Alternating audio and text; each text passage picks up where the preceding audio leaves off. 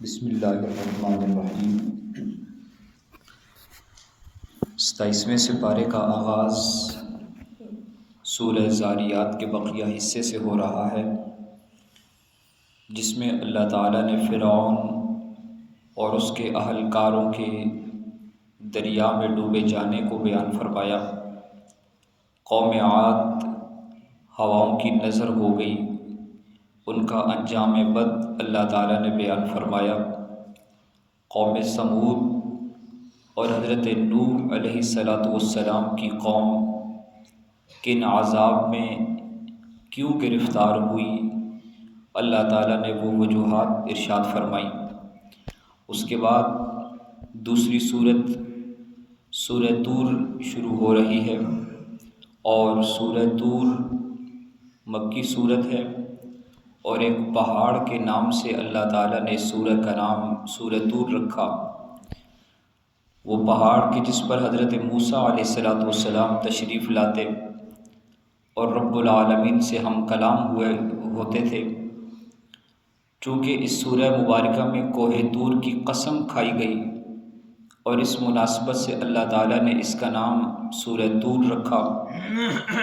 مشرکین مکہ نے نہ صرف قرآن بلکہ رحمت عالم صلی اللہ علیہ وسلم اور قیامت کے آنے پر بھی اعتراض کیا۔ اللہ تعالیٰ نے اس سورہ مبارکہ میں ان تمام اعتراضات کے جواب دیے، اور سورہ مبارکہ کے آغاز میں 5 قسمیں کھا کر یہ ارشاد فرمایا کہ بے شک تیرے رب کا عذاب واقع ہو کر رہے گا۔ ان عذاب ربک لواقع، آپ کے رب کا عذاب ضرور واقع ہو کر رہے گا۔ حضرت جبیر رضی اللہ تعالی عنہ وہ یہ ارشاد فرماتے ہیں کہ دور کفر میں جب بدر کے قیدیوں کے سلسلے میں بات چیت کرنے کے لیے میں مدینہ آیا، اس وقت میں رحمت عالم صلی اللہ علیہ وسلم کی خدمت طیبہ میں حاضر ہوا، جب امام الانبیاء صلی اللہ علیہ وسلم نماز مغرب سورہ طور کی تلاوت فرما رہے تھے، اور تلاوت کے دوران جب اس آیت مبارکہ پر پہنچے ان عذاب ربک لواقع، تو حضرت جبیر رضی اللہ تعالی عنہ فرماتے ہیں کہ مجھے یوں لگا جیسے میرا دل ابھی پھٹ جائے گا، چنانچہ میں نے عذاب کے واقع ہو جانے کے ڈر سے فوراً اسلام قبول کر لیا۔ اگلی سورت النجم ہے، مکی سورت ہے، اور نجم عربی میں ستارے کو کہتے ہیں۔ ایک ستارے کے نام سے اللہ تعالیٰ نے اس سورہ مبارکہ کا نام رکھا، اور یہ لفظ اس سورہ مبارکہ میں بیان فرمایا۔ اس سورت میں اللہ تعالیٰ نے رحمت عالم صلی اللہ علیہ وسلم کے واقعہ معراج کی تصدیق فرمائی، اور ساتھ یہ بھی ارشاد فرمایا کہ آپ صلی اللہ علیہ وسلم کوئی فلسفی نہیں کہ اپنے غور و فکر میں کوئی کلام کرتے ہوں، بلکہ اللہ تعالیٰ نے واضح انداز میں ارشاد فرمایا کہ ان هو الا وحی یوحیٰ، آپ جو بھی بولتے ہیں وہ اللہ تعالیٰ کی وحی ہوتا ہے، آپ کا ہر لفظ وحی ہے۔ ایک وحی وہ ہے جس کی تلاوت کی جاتی ہے، اسے قرآن کہتے ہیں۔ ایک وحی وہ ہے جس کی تلاوت نہیں کی جاتی، اسے حدیث کہتے ہیں۔ امام الانبیاء صلی اللہ علیہ وسلم کی مقام عظمت کو بیان فرمایا کہ آپ جب بھی بولیں یا تو وہ وحی مطلوع یعنی قرآن بن جاتا ہے، یا تو وہ حدیث کا حصہ وحی غیر مطلوع بن جاتا ہے۔ اس کے بعد مشرکین پر تنقید کرتے ہوئے ارشاد فرمایا کہ وہ لات، منات اور عزیٰ کی پوجا کرتے ہیں، اور وہ نعوذ باللہ فرشتوں کو اللہ تعالیٰ کی بیٹیاں قرار دیتے ہیں، اور پھر وہ یہ امید رکھتے ہیں کہ یہ ان کی سفارش کریں گے۔ ایسا ہرگز نہیں ہوگا، ہر انسان کو اس کا اپنا عمل کام آئے گا۔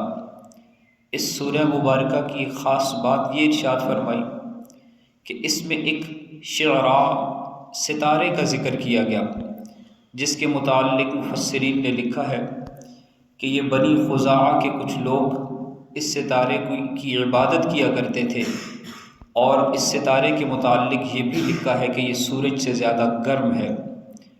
اس کے بعد اگلی سورہ مبارکہ سورہ قمر مکی صورت ہے۔ قمر عربی میں چاند کو کہتے ہیں۔ چونکہ اس سورہ مبارکہ میں رحمت عالم صلی اللہ علیہ وسلم کے معجزہ یعنی شق قمر کا ذکر فرمایا، اور اس مناسبت سے اس سورہ مبارکہ کا نام سورہ قمر رکھا۔ یہ سورہ مبارکہ بہت جامع صورت ہے۔ اس میں اللہ تعالیٰ کے وعدے بھی ہیں، ساتھ ساتھ وعیدیں بھی ہیں، ایمان والوں کے لیے بشارتیں بھی ہیں، ساتھ ساتھ منکرین کے لیے وعظ و نصیحت اور عبرت بھی ہے۔ کہیں پر تو نبوت و رسالت کا ذکر ہے، کہیں قیامت کا ذکر ہے، اور قضاء و قدر جیسے بنیادی عقائد کا بیان ہے۔ ایک طرف شق قمر کے معجزے کا بیان، تو دوسری طرف یہ ارشاد فرمایا کہ ہر شے نفع تلے ہونے کے سائنسی اصول کو بھی اللہ تعالیٰ نے بیان فرمایا۔ اس سورہ مبارکہ کی خاص بات یہ ہے کہ اس میں 4 مرتبہ یہ بات دہرائی گئی کہ ہم نے قرآن کو نصیحت حاصل کرنے کے اعتبار سے نہایت آسان کر دیا ہے، چونکہ ہر ترجمہ پڑھنے والا بھی قرآن سے نصیحت حاصل کر سکتا ہے۔ اس کے بعد سورہ الرحمن مکی صورت ہے۔ اللہ تعالیٰ نے اس صورت میں اپنی صفت الرحمن کو بیان فرمایا، اور اسی مناسبت سے سورہ کا نام سورہ رحمان رکھا۔ اللہ تعالیٰ کی سب سے بلند ترین کتاب قرآن ہے۔ فرمایا کہ الرحمن علم القرآن، رحمان وہ ذات ہے کہ جس نے قرآن کی تعلیم دی ہے۔ اللہ تعالیٰ کی سب سے عظیم ترین تخلیق عالم انسانیت کی تخلیق ہے، اور انسان کی سب سے بلند ترین صلاحیت وہ قوت بیان ہے۔ اللہ تعالیٰ نے فرمایا کہ الرحمن علم القرآن خلق الانسان علمہ البیان، ہم نے انسان کو جو بیان کی قوت عطا فرمائی تو اسے چاہیے کہ وہ اپنی اس صلاحیت کو قرآن پر لگائے۔ اس سورہ مبارکہ میں اللہ تعالیٰ نے اپنے قادر مطلق ہونے کو بیان فرمایا، اپنے رب ہونے کو بیان فرمایا، رحمان ہونے کو بیان فرمایا، ذوالجلال اور ذوالاکرام ہونے کو بیان فرمایا، اور 30 سے زائد مرتبہ ایک ہی آیت کو بار بار دہرایا، فَبِأَيِّ آلَاءِ رَبِّكُمَا تُكَذِّبَانِ۔ دعوت فکر دی ہے عالم انسانیت کو بھی اور عالم جنات کو بھی اور مردہ ضمیر کو بھی، کہ کب تک تم اپنے رب کی ناشکری کرتے رہو گے اور کب تک تم اپنے رب کی نعمتوں کو جھٹلاتے رہو گے۔ اس کے بعد قیامت کو بیان فرمایا، جہنم کے حالات کا تذکرہ کیا، کفار کو وعیدیں سنائیں اور جنت کی نعمتوں کو بیان فرمایا، پھر حوروں کا ذکر کیا، ایمان لانے والے کو بشارتیں سنائیں۔ اس کے بعد سورۃ الواقعہ، سورہ واقعہ بھی مکی صورت ہے، اور عربی میں واقعہ اس کا معنی ہے حادثہ، مصیبت اور لڑائی۔ اس کے علاوہ واقعہ قیامت کو بھی کہا جاتا ہے، کیونکہ وہ ایک بہت بڑا حادثہ جو اس کائنات میں رونما ہونے والا ہے وہ قیامت ہے۔ اور پہلی آیت کریمہ میں لفظ واقعہ ارشاد فرمائے اذا وقعت الواقعہ، اس مناسبت سے سورہ مبارکہ کا نام سورہ واقعہ رکھا۔ اس سورہ مبارکہ میں اللہ تعالیٰ نے یہ بتایا ہے کہ جب قیامت قائم ہو جائے گی تو تمام انسان 3 طرح کی تقسیم میں آ جائیں گے۔ پہلے لوگ وہ ہوں گے کہ جنہیں اصحاب الیمین کہا جاتا ہے، وہ جنتی لوگ ہوں گے۔ دوسری قسم اصحاب الشمال ہیں جو کہ جہنم میں جانے والے ہیں، اور تیسرے السابقون ہیں جو عام ایمان والوں سے نیکی کے کاموں میں زیادہ آگے نکلا کرتے تھے۔ اس سورہ مبارکہ میں اللہ تعالیٰ نے اپنی وحدانیت کو بیان فرمایا، اپنی قدرت کے دلائل کو بیان فرمایا، اور قیامت کے واقع ہونے کو ارشاد فرمایا، اور ساتھ ساتھ یہ بات بھی بتائی کہ جنتیوں کو جنت میں پاکیزہ شراب، تازہ گوشت اور موٹی آنکھوں والی حوریں ملیں گی، جبکہ اہل جہنم کے لیے کھانے کے لیے زقوم کا درخت ہے اور پینے کے لیے ابلتا ہوا پانی ہے۔ اس سورہ مبارکہ کی خاص بات یہ ہے کہ اللہ تعالیٰ نے اس سورت میں ستاروں کے گرنے کی قسم کھا کر فرمایا کہ یہ قرآن بہت عظمت والا ہے اور تمہیں علم ہو تو یہ بہت بڑی قسم ہے۔ چنانچہ آج کی سائنس نے ستاروں کے بارے میں جو معلومات اکٹھی کی ہیں ان سے یہ پتہ چلتا ہے کہ اس کائنات میں سینکڑوں ملین کہکشائیں ہیں اور یہ کائنات بے حد و بے حساب ہے۔ آج سائنس جس نتیجے پر پہنچ رہی ہے، 1400 سال پہلے رحمت عالم صلی اللہ تعالی علیہ وسلم کی زبان نبوت سے اللہ نے قرآن کی صورت میں وہ تمام راز افشاں کیے۔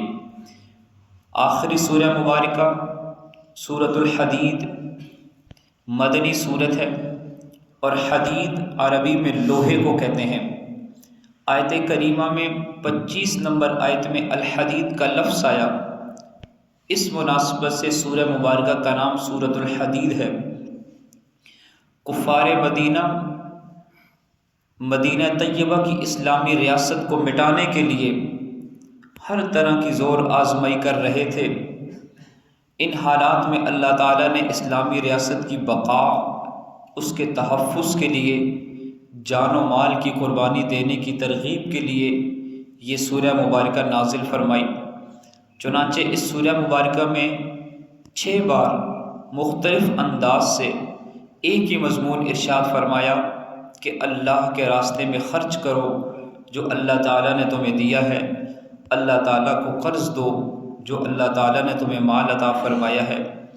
اور یہ وہ راز ہے کائنات کا کہ جس راز کو اصحاب پیغمبر سے زیادہ کوئی نہیں پہچان سکا، کہ جس طرح ایک باپ اپنے بیٹے کو کچھ دے کر پھر اس سے مانگنے لگے اور اس سے کہے کہ بیٹا مٹھائی مجھے بھی دو گے یا ٹافی مجھے بھی دو گے، اس مانگنے میں باپ کی محبت کتنی ہے، باپ کی شفقت کتنی ہے۔ وہ بیٹے سے لینا نہیں چاہتا، بس دیکھنا چاہتا ہے کہ بیٹا میرے نام پر مجھے دینے کے لیے کس حد تک تیار ہے۔ بالکل اسی طرح اللہ تعالیٰ سب کچھ عطا کر کے پھر اس کے بعد یہ تقاضا کرتے ہیں من ذا الذی یقرض اللہ قرضا حسنا، جس نے دیا ہے کون ہے تم میں سے جو اسے قرض حسنا دے۔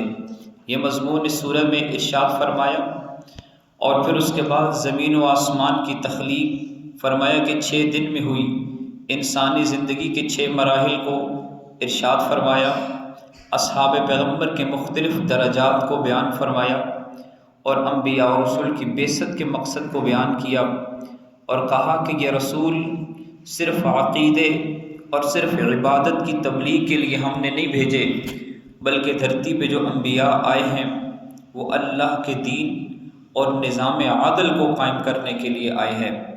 چنانچہ اس نظام کو قائم کرنے کے لیے لوہے کی ضرورت پڑتی ہے۔ وَأَنزَلْنَا الْحَدِيدَ، ہم نے لوہے کو نازل کیا اور فرمایا کہ فِيهِ وَأَنزَلْنَا الْحَدِيدَ، ہم نے لوہے کو نازل کیا ہے اور اس لوہے میں لوگوں کے لیے بہت منافع بھی ہم نے رکھا ہے۔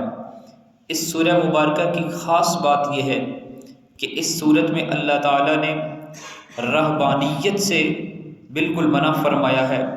رہبانیت ایک ایسے عقیدے کو کہا جاتا ہے جو باقی جتنے بھی انبیاء آئے ان کی امتوں میں یہ عقیدہ رائج رہا، یعنی دنیا سے کٹ کر تنہا ہو کر کسی پہاڑ کی چوٹی پہ چلے جایا کرتے تھے، کسی غار میں چلے جاتے تھے اور وہاں پہ صرف اور صرف ایک اللہ کی تسبیح میں، اللہ کی تحمید میں، اللہ کی عبادت میں لوگ لگ جاتے تھے۔ کسی دریا کے کنارے چلے جاتے، وہ ساری زندگی اللہ تعالیٰ کی عبادت کرتے۔ اللہ تعالیٰ نے اس سورہ مبارکہ کے آخر میں اس کی مذمت کرتے ہوئے اسے بدعت قرار دیا اور فرمایا کہ امت محمدیہ کو اس بات کی اجازت نہیں ہے کہ وہ تمام حقوق سے دستبردار ہو کر تنہا ہو جائیں اور اللہ کی عبادت کرنے لگیں۔ فرمایا نہیں، اللہ کی رضا اگر چاہتے ہو، جنت کا حصول اگر چاہتے ہو تو وہ راستہ والدین کے حقوق سے ہو کر آئے گا، وہ راستہ اولاد کے حقوق سے گزر کر آئے گا، وہ راستہ بیوی کے حقوق سے گزر کر آئے گا، وہ راستہ لوگوں کے حقوق ادا کرنے کے بعد اللہ تعالیٰ عطا فرمائیں گے۔